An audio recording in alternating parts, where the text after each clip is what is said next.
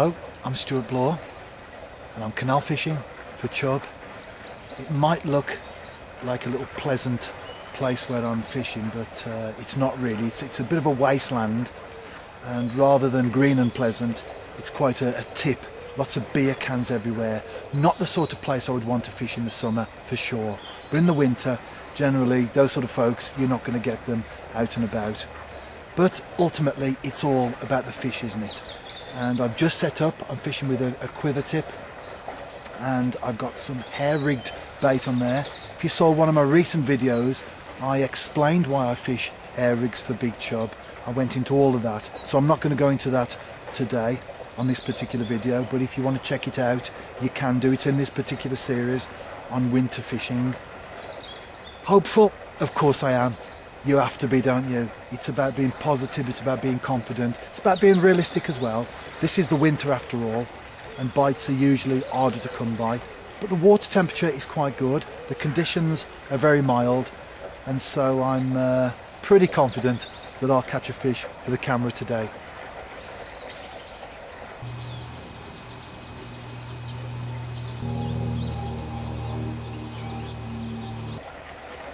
Here's my setup. As you can see, I've got a lead there that's free running. I've got a system there that covers the swivel, and then I've got a hook length of about 6 inches. Hair rig, and I'm fishing with something called barbel sticks. Although they're not just for barbel, you can catch all sorts of fish on them. Carp, chub, tench, bream, barbel as well, obviously.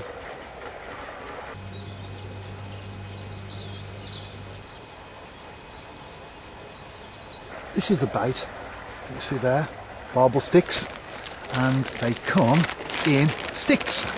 So no surprise there, what it says on the packet. And what you do is you break a piece off like that, and if you notice the one on my hook had got ragged edges, you just take sections off, pieces off with your thumb to create an uneven bait. If that's what you want, some people prefer to have a more uniform one, you can do what you want, but they work for me anyway, that's the important thing.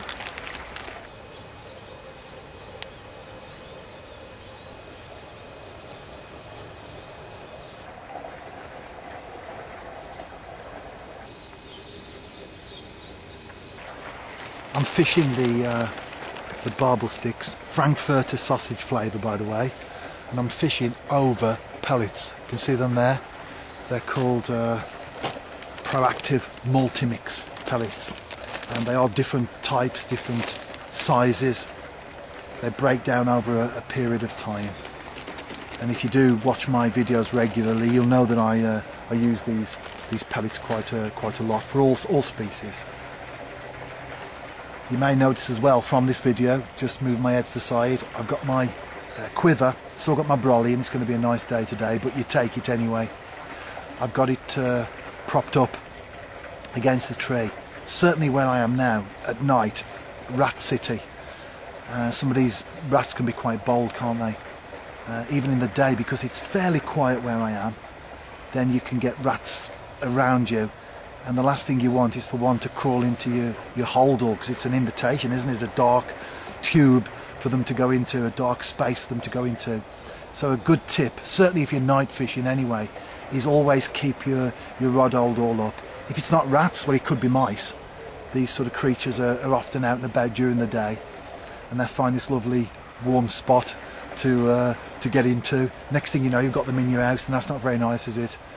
Imagine driving along in your car and you've got your old door on the side of you and a little rodent's head pops out. That'd be a frightening thing, wouldn't it? It'd certainly be a heart-stopping moment anyway, for sure. So always keep your rod hold all up. I do anyway. You have to watch these things when you're out and about.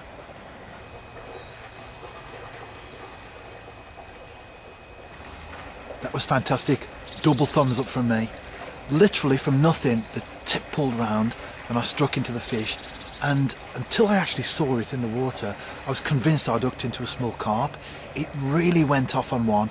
In fact, it was all so sudden, so quick, so much action, I didn't even get a chance to record on the camcorder. And of course, the sort of fishing that I do, one man and his camcorder, I'm not always going to capture the action, am I?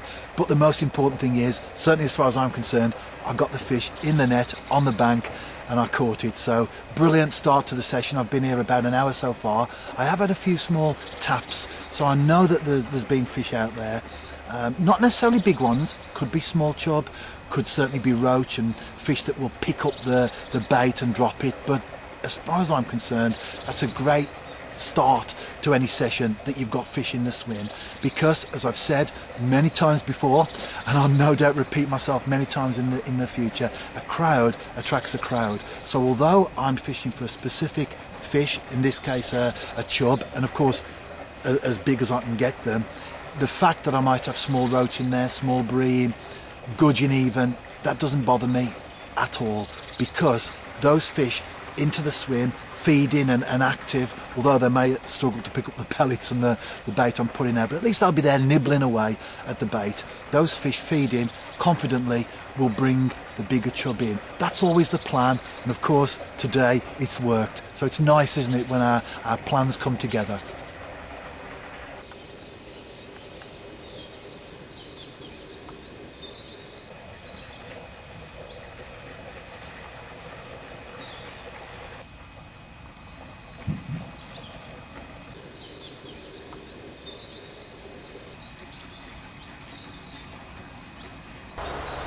I've just had a boat come through, which is quite unusual at this time of the year on the canal where I am. Certainly not expecting any more anyway.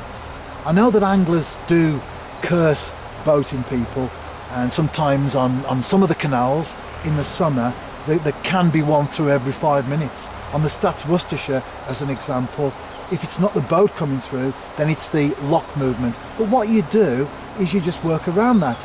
So as far as I'm concerned, on canals like that, I will fish very early in the morning, late in the evening and into dark.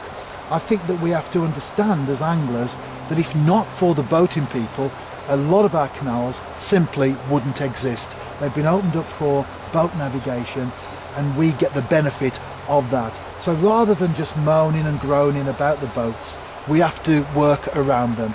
I think if we give each other respect, then we can all enjoy the waterways that are out there. But certainly as far as this time of the year is concerned, whilst in the summer perhaps boats may be a nuisance to some anglers, certainly at this time of the year they can actually be quite beneficial.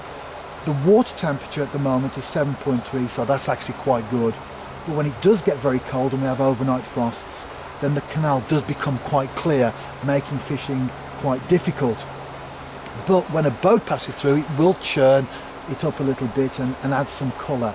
So rather than being a negative thing at this time of the year, then a boat passing through can actually be quite positive. But ultimately, as I've said, and to enforce really, the point I'm making, that we should all give each other respect. And I know that some anglers have issues with boaters, and likewise in return as well. But if we can all enjoy the canals, we can actually coexist happily with each other.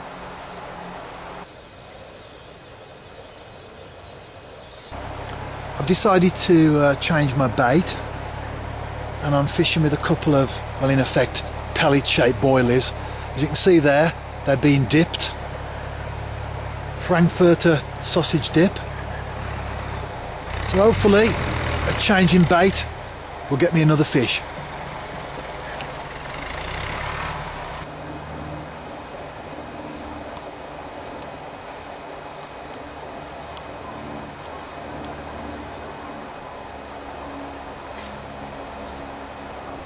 It's been a very slow morning. I was expecting to do better than this. Just shows, doesn't it, that one factor on its own, i.e. water temperature, doesn't necessarily mean to say that you'll have a great day. Just as much as the other side of the coin is, of course, that when the water temperature is low, that doesn't automatically say that we'll have a bad day either, does it? There are lots of factors involved in fishing, some of them known, many of them unknown, and that's the great mystery of angling, isn't it? Anyway, I've just had a call, pretty urgent. I've got to get back for something, so this session and this video is coming to an end. You can check out my other chub outings via the blog. There'll be a written blog as well. You can find the link here on this video on YouTube. And of course, I'm going to end this session, or this video should I say, with some photographs of other outings, other sessions that I will do during the rest of the week. Connect with me on Facebook, Twitter. You can find the links here on YouTube to those particular accounts that I've got. And if you're out and about yourself, tight lines.